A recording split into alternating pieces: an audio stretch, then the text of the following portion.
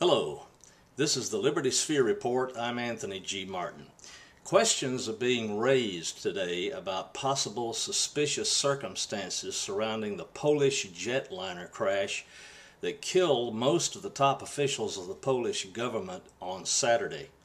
The President of Poland, his wife, who is a top economist, and dozens of Polish government officials and military officials were killed in the crash, which ironically enough, was on its way to a commemoration of the Russian massacre of Polish officials some 70 years ago.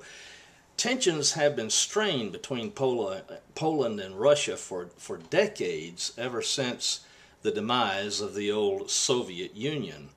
Poland, of course, was one of the first nations in the old Soviet bloc in Eastern Europe to openly defy Russian communist rule during the late 70s and into the 1980s.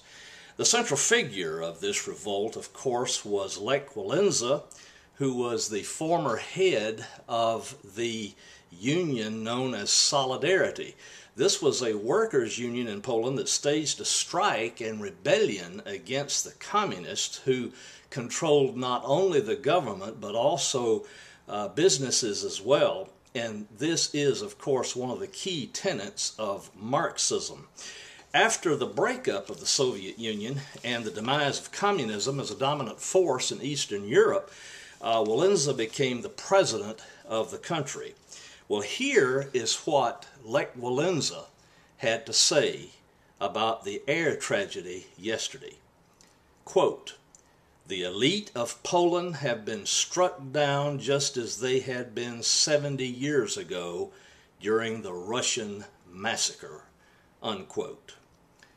Does this statement imply that Walesa suspects the Russian government in this tragedy?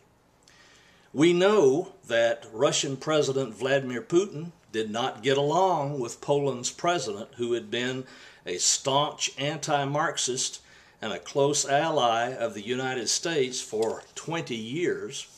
We also know that Russia has been itching to get back the countries that it lost when the old Soviet Union broke up in the 1980s, such as Georgia, for example.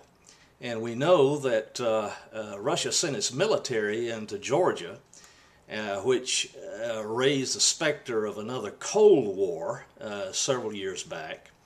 Poland would be another easy target for Russia, since it was the first country in the old Eastern Soviet bloc to openly defy Marxism and to rise up in defiance and civil disobedience against the Soviet Union. We also know that Poland has been a beneficial and valued ally of the United States, and that it has been lobbying the United States very heavily over the past few years for a missile shield, a defensive missile shield against Russia and extremist jihadist states. They were on board to get the defensive missile shield until Barack Obama became president of the United States. This is the Liberty Sphere Report. I'm Anthony G. Martin.